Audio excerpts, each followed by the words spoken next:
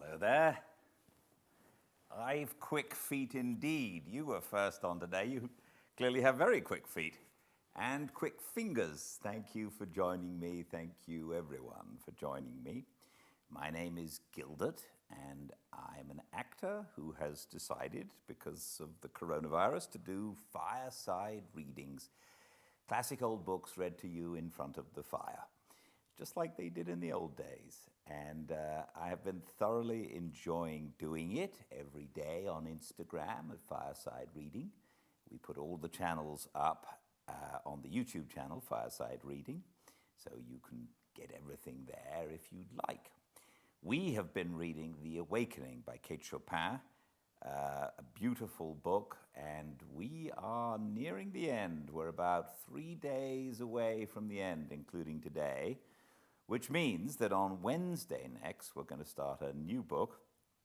And I've been getting suggestions from people, and somebody suggested one of my favorite characters of fiction, Jeeves and Wooster, two characters by P.G. Wodehouse. And the first real book of his about Jeeves and Wooster is called The Inimitable Jeeves, and I'm going to start reading that on Wednesday. It's a series of short stories all about the characters that I very much enjoy. Subsequently, he wrote many novels about the same characters, and if we enjoy it, maybe we'll get to some of those too. But I'm going to start with the selection of short stories called The Inimitable Jeeves by P.G. Wodehouse on Wednesday, and I do hope you'll join me. But for now, where we got to is that in the last couple of chapters, Edna has decided she's going to go and live by herself and has had a big party with her friends, a sort of dinner party, not that big, 10 people were there. And after the party, Alcée Arobin, who is the young, dashing young man, but not the young man she is in love with, Robert is the young man she's in love with, he escorted her to his house, and at the end of the evening, she said, "Good night," she murmured. He did not answer, except to continue to caress her. He did not say good night until she had become supple to his gentle, seductive entreaties. So I'd like to welcome you to a fireside reading of The Awakening by Chopin. Chapter 32. When Mr. Pontellier learned of his wife's intention to abandon her home and take up her residence elsewhere, he immediately wrote her a letter of unqualified disapproval and remonstrance. She had given reasons which he was unwilling to acknowledge as adequate. He hoped she had not acted upon her rash impulse, and he begged her to consider first, foremost, and above all else, what people would say. He was not dreaming of scandal when he uttered this warning. That was the thing which would never have entered into his mind to consider in connection with his wife's name or his own. He was simply thinking of his financial integrity. It might get noised about that the Pontelliers had met with reverses and were forced to conduct their ménage on a humbler scale than heretofore. It might do incalculable mischief to his business prospects. But remembering Edna's whimsical turn of mind of late, and foreseeing that she had immediately acted upon her impetuous determination, he grasped the situation with his usual promptness and handled it with his well-known business tact and cleverness. The same mail which brought to Edna this letter of disapproval carried instructions, the most minute instructions, to a well-known architect concerning the remodeling of his home, changes which he had long contemplated and which he desired carried forward during his temporary absence. Expert and reliable packers and movers were engaged to convey the furniture, carpets, pictures, everything movable, in short, to places of security. And in an incredibly short time, the Pontellier house was turned over to the artisans. There was to be an addition, a small snuggery. There was to be frescoing, and hardwood flooring was to be put into such rooms as had not yet been subjected to this improvement. Furthermore, in one of the daily papers appeared a brief notice to the effect that Mr. and Mrs. Pontellier were contemplating a summer sojourn abroad, and that their handsome residence on Esplanade Street was undergoing sumptuous alterations and would not be ready for occupancy until their return. Mr. Pontellier had saved appearances. Edna admired the skill of his maneuver and avoided any occasion to balk his intentions. When the situation as set forth by Mr. Pontellier was accepted and taken for granted, she was apparently satisfied that it should be so. The pigeon house pleased her. It at once assumed the intimate character of a home, while she herself invested it with a charm which it reflected like a warm glow. There was with her a feeling of having descended in the social scale, with a corresponding sense of having risen in the spiritual. Every step which she took toward relieving herself from obligations added to her strength and expansion as an individual. She began to look with her own eyes, to see and to apprehend the deeper undercurrents of life. No longer was she content to feed upon opinion when her own soul had invited her. After a little while, a few days in fact, Edna went up and spent a week with her children in Iberville. They were delicious February days, with all the summer's promise hovering in the air. How glad she was to see the children. She wept for very pleasure when she felt their little arms clasping her, their hard, ruddy cheeks pressed against her own glowing cheeks. She looked into their faces with hungry eyes that could not be satisfied with looking. And what stories they had to tell their mother about the pigs, the cows, the mules, about riding to the mill behind Glue, fishing back in the lake with their Uncle Jasper, picking pecans with Liddy's little brood, and hauling chips in their express wagon. It was 1,000 times more fun to haul real chips for old lame Susie's real fire than to drag painted blocks along the banquette on Esplanade Street. She went with them herself to see the pigs and the cows, to look at the people laying the cane, to thrash the pecan trees and catch fish in the back lake. She lived with them a whole week long, giving them all of herself, and gathering and filling herself with their young existence.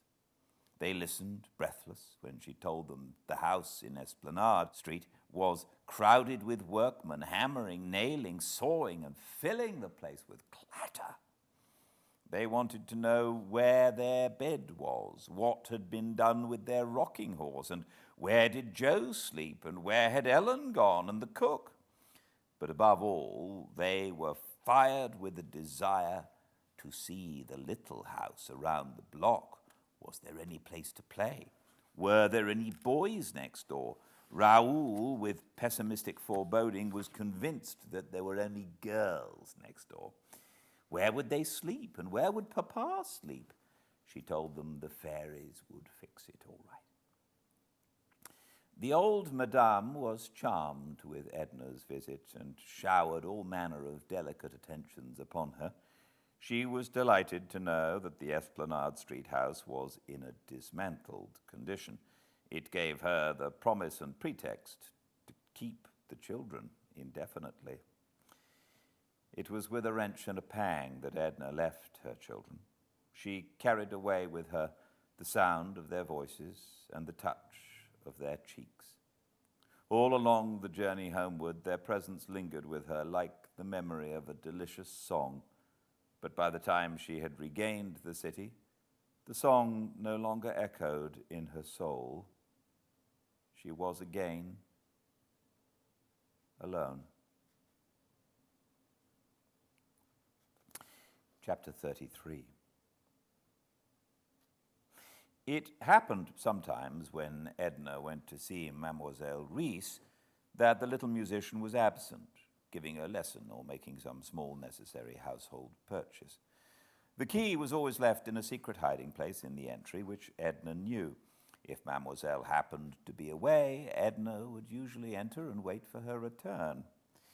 When she'd knocked at Mademoiselle Reisz's door one afternoon, there was no response, so unlocking the door as usual, she entered and found the apartment deserted as she had expected.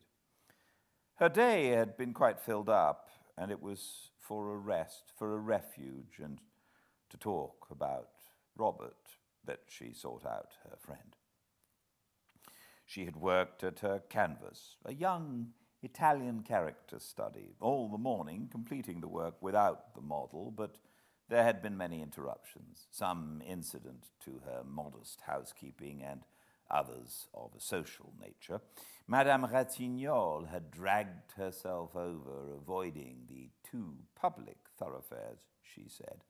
She complained that Edna had neglected her much of late. Besides, she was consumed with curiosity to see the little house and the manner in which it was conducted. She wanted to hear all about the dinner party Monsieur Ratignolle had left so early, what had happened after he left. The champagne and grapes which Edna sent over were too delicious. She had so little appetite, they had refreshed and toned her stomach. Where on earth was she going to put Mr. Pontellier in this little house, and the boys? And then she made Edna promise to go to her when her hour of trial overtook her. At any time of the day or night, dear, Edna assured her. Before leaving, Madame Ratignolle said, "In some way, you seem to me like a child, Edna. You seem to act without a certain amount of reflection which is necessary in this life. That is the reason I want to say, you mustn't mind if I advise you to be a little careful while you are living here alone. Why don't you have someone come and stay with you? Wouldn't Mademoiselle Reisz come?" "No, she wouldn't wish to come, and I shouldn't want her always with me." "Well, the reason, you know how evil-minded the world is. Someone was talking of Alcée Arobin visiting you. Of course, it wouldn't matter if Mr. Arobin had not such a dreadful reputation. Monsieur Ratignolle was telling me that his attentions alone are considered enough to ruin a woman's name." "Does he boast of his successes?" asked Edna indifferently, squinting at her picture. "No, I think not. I believe he is a decent fellow as far as that goes. But his character is so well known among the men, I shan't be able to come back and see you. It was very, very imprudent today." "Mind the step," cried Edna. "Don't neglect me," entreated Madame Ratignolle, "and don't mind what I say about Arobin or having someone stay with you? Of course not, Edna laughed. You may say anything you like to me. They kissed each other goodbye. Madame Ratignolle had not far to go, and Edna stood on the porch a while, watching her walk down the street. Then in the afternoon, Mrs. Merriman and Mrs. Highcamp made their party call. Edna felt that they might have dispensed with the formality. They had also come to invite her to play 21 one evening at Mrs. Merriman's. She was asked to go early to dinner, and Mr. Merriman or Mr. Arobin would take her home. Edna accepted in a half-hearted way. She sometimes felt very tired of Mrs. Highcamp and Mrs. Merriman. Late in the afternoon, she sought refuge with Mademoiselle Reisz and stayed there alone, waiting for her, feeling a kind of repose invade her with the very atmosphere of the shabby, unpretentious little room. Edna sat at the window, which looked out over the housetops and across the river. The window frame was filled with pots of flowers, and she sat and picked the dry leaves from a rose geranium. The day was warm, and the breeze which blew from the river was very pleasant. She removed her hat and laid it on the piano. She went on picking the leaves and digging around the plants with her hat pin. Once she thought she heard Mademoiselle Reisz approaching, but it was a young girl who came in bringing a small bundle of laundry, which she deposited in the adjoining room and went away. Edna seated herself at the piano and softly picked out with one hand the bars of a piece of music which lay open before her. A half hour went by. There was the occasional sound of people going and coming in the lower hall. She was growing interested in her occupation of picking out the aria when there was a second rap at the door. She vaguely wondered what these people did when they found Mademoiselle's door locked. "Come in," she called, turning her face toward the door, and this time it was Robert Lebrun who presented himself. She attempted to rise. She could not have done so without betraying the agitation which mastered her at the sight of him, and so she fell back upon the stool, only exclaiming, "Why, Robert!" He came and clasped her hand, seemingly without knowing what he was saying or doing. "Mrs. Pontellier, how do you happen? Oh, how well you look. Is Mademoiselle Reisz not here? I never expected to see you." "When did you come back?" asked Edna in an unsteady voice, wiping her face with her handkerchief. She seemed ill at ease on the piano stool, and he begged her to take the chair by the window. She did so mechanically while he seated himself on the stool. "I returned day before yesterday," he answered, while he leaned his arm on the keys, bringing forth a crash of discordant sound. "Day before yesterday?" she repeated aloud, and went on thinking to herself, "Day before yesterday," in a sort of uncomprehending way. She had pictured him seeking her at the very first hour, and he had lived under the same sky since day before yesterday, while only by accident had he stumbled upon her. Mademoiselle must have lied when she said, "Poor fool, he loves you." "Day before yesterday," she repeated, breaking off a spray of Mademoiselle's geranium. "Then if you had not met me here today, you wouldn't... When, that is, did you mean to come and see me?" "Of course I should have gone to see you. There have been so many things." He turned the leaves of Mademoiselle's music nervously. "I started in at once yesterday with the old firm. After all, there is as much chance for me here as there was there. That is, I might find it profitable someday. The Mexicans were not very congenial." So he had come back because the Mexicans were not congenial, because business was as profitable here as there, because of any reason, and not because he cared to be near her. She remembered the day she sat on the floor, turning the pages of his letter, seeking the reason which was left untold. She had not noticed how he looked, only feeling his presence, but she turned deliberately and observed him. After all, he had been absent but a few months and was not changed. His hair, the color of hers, waved back from his temples in the same way as before. His skin was not more burned than it had been at Condil. She found in his eyes, when he looked at her for one silent moment, the same tender caress, with an added warmth and entreaty which had not been there before, the same glance which had penetrated to the sleeping places of her soul and awakened them. 100 times Edna had pictured Robert's return and imagined their first meeting. It was usually at her home, whither he had sought her out at once.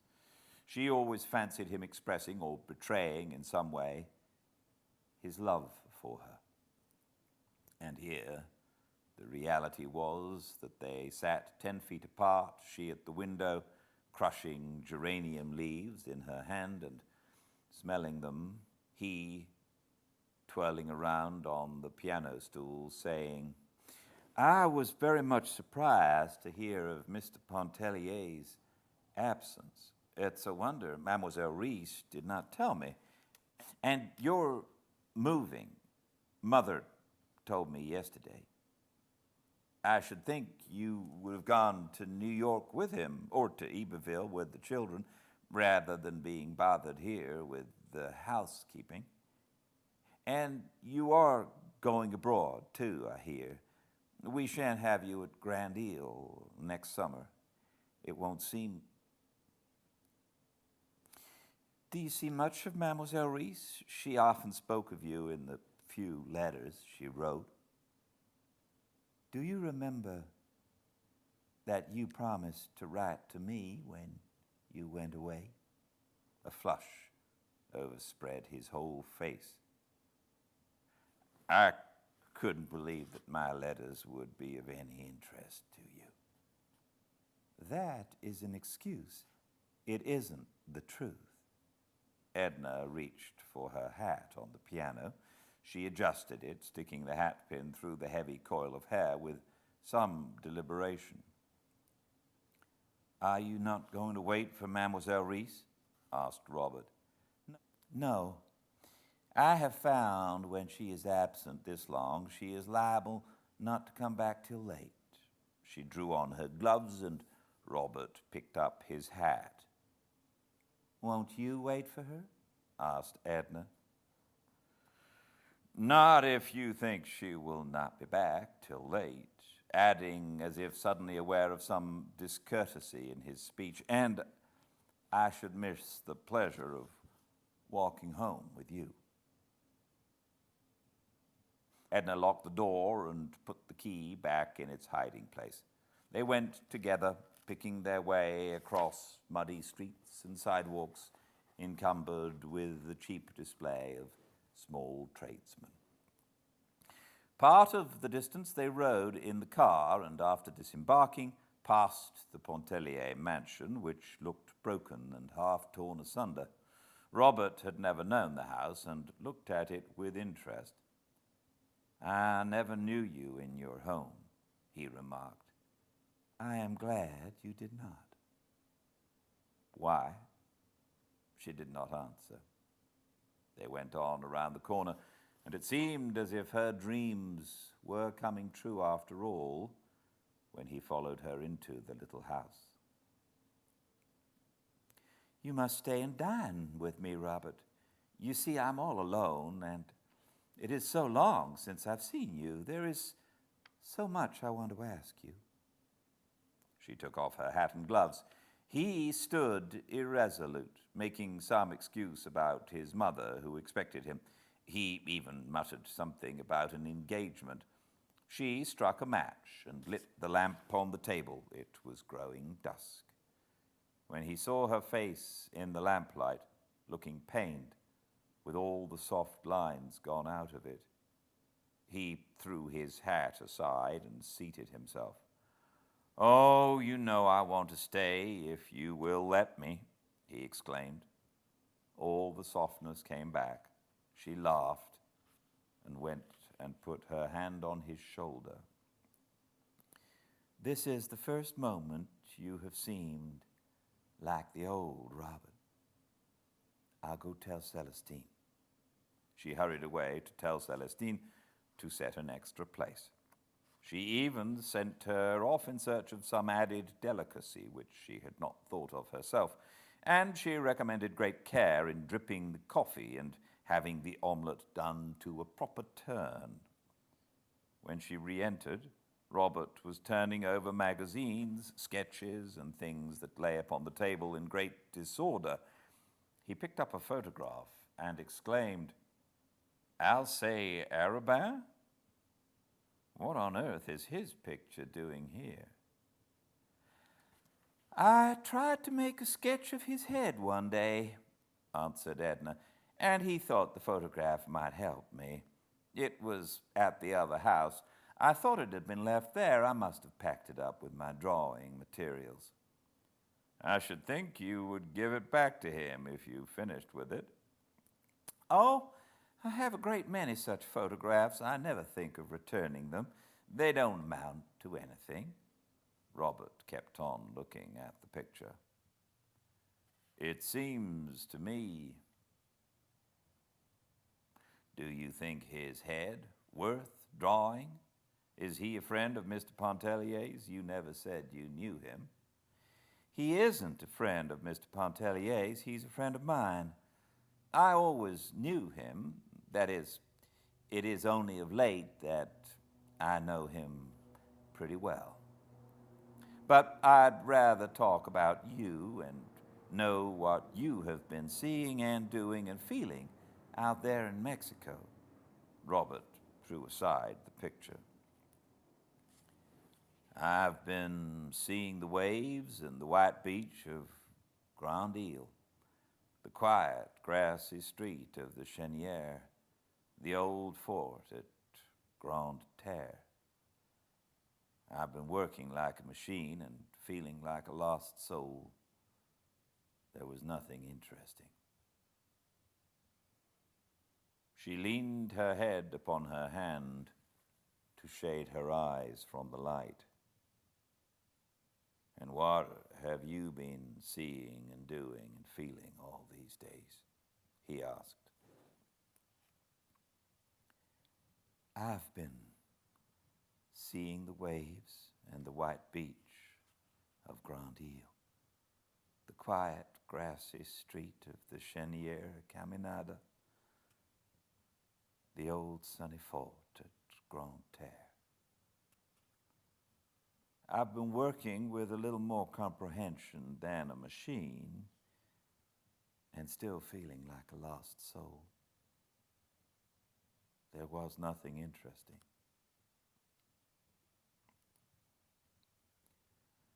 "Mrs. Pontellier, you are cruel," he said, with feeling, closing his eyes and resting his head back in his chair.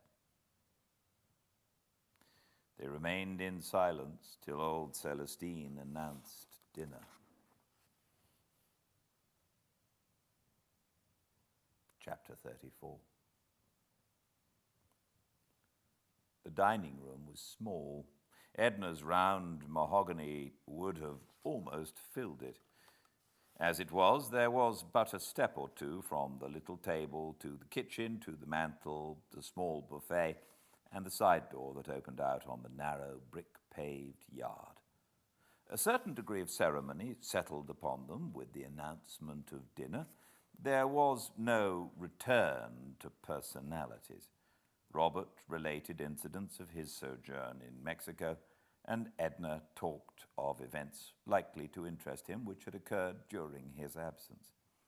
The dinner was of ordinary quality, except for the few delicacies which she had sent out to purchase.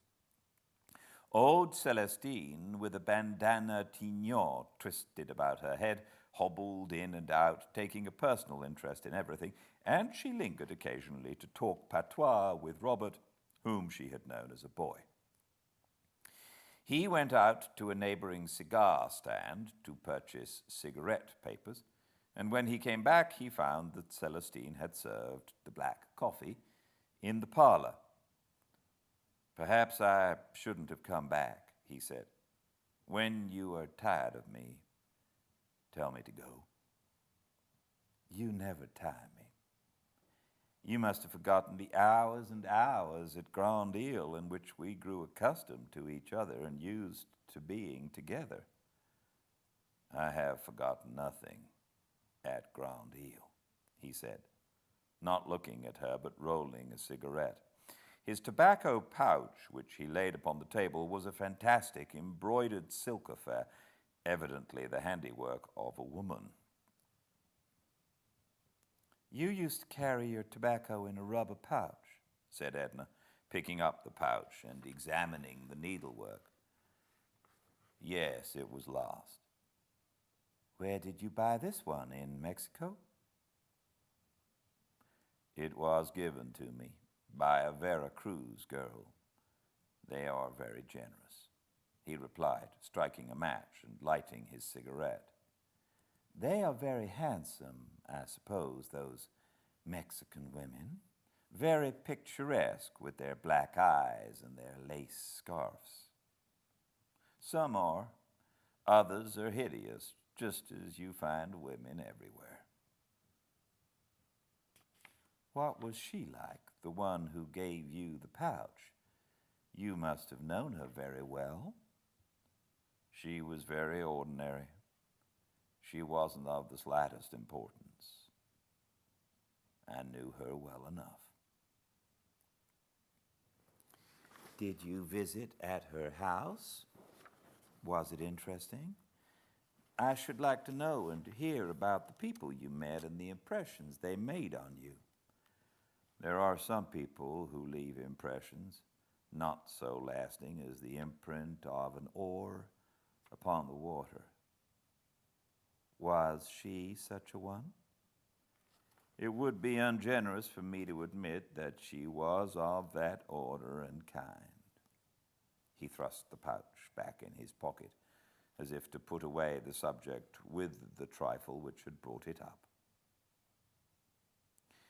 Arobin dropped in with a message from Mrs. Merriman to say that the card party was postponed on account of the illness of one of her children. "How do you do, Arobin?" said Robert, rising from the obscurity. "Oh, Lebrun, to be sure. I heard yesterday you were back. How did they treat you down in Mexique?" "Fairly well, but not well enough to keep you there. Stunning girls, though, in Mexico. I thought I should never get away from Veracruz when I was down there a couple of years ago." "Did they embroider slippers and tobacco pouches and hatbands and things for you?" asked Edna. "Oh, my, no. I didn't get so deep in their regard. I fear they made more impression on me than I made on them." "You were less fortunate than Robert, then." "I am always less fortunate than Robert. Has he been imparting tender confidences?" "I've been imposing myself long enough," said Robert, rising and shaking hands with Edna. Please convey my regards to Mr. Pontellier when you write." He shook hands with Arobin and went away. "Fine fellow, that Lebrun," said Arobin when Robert had gone. "I never heard you speak of him." "I knew him last summer at Grand Isle," she replied. "Here's that photograph of yours. Don't you want it?" "What do I want with it? Throw it away." She threw it back on the table. "I'm not going to Mrs. Merriman's," she said. "If you see her, tell her so. But perhaps I had better write. I think I shall write now and say that I'm sorry her child is sick and tell her not to count on me." "It would be a good scheme," acquiesced Arobin. "I don't blame you, stupid lot." Edna opened the blotter and, having procured paper and pen, began to write the note. Arobin lit a cigar and read the evening paper, which he had in his pocket. "What is the date?" she asked. He told her. "Will you mail this for me when you go out?" "Certainly." He read to her little bits of the newspaper while she straightened things on the table. "What do you want to do?" he asked, throwing aside the paper. "Do you want to go out for a walk or a drive or anything? It would be a fine night to drive." "No, I don't want to do anything but just be quiet. You go away and amuse yourself. Don't stay." "I'll go away if I must, but I shan't amuse myself. You know that I only live when I am near you." He stood up to bid her good night. "Is that one of the things you always say to women?" "I have said it before, but I don't think I ever came so near to meaning it," he answered with a smile. There were no warm lights in her eyes, only a dreamy, absent look. "Good night. I adore you. Sleep well," he said, and he kissed her hand and went away. She stayed alone in a kind of reverie, a sort of stupor.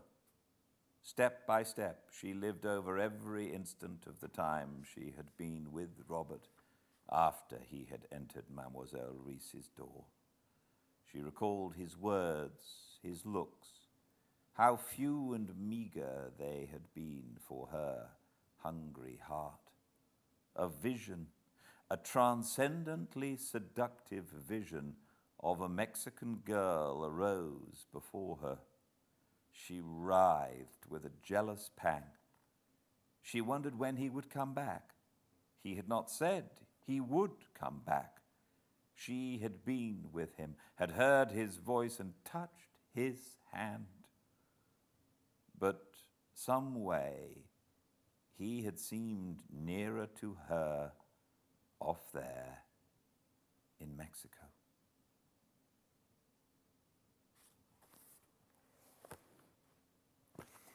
Thank you so much for joining me. 2 more days of reading to go. Please join me tomorrow at the same time and place, 5 Pacific, at Fireside Reading on Instagram.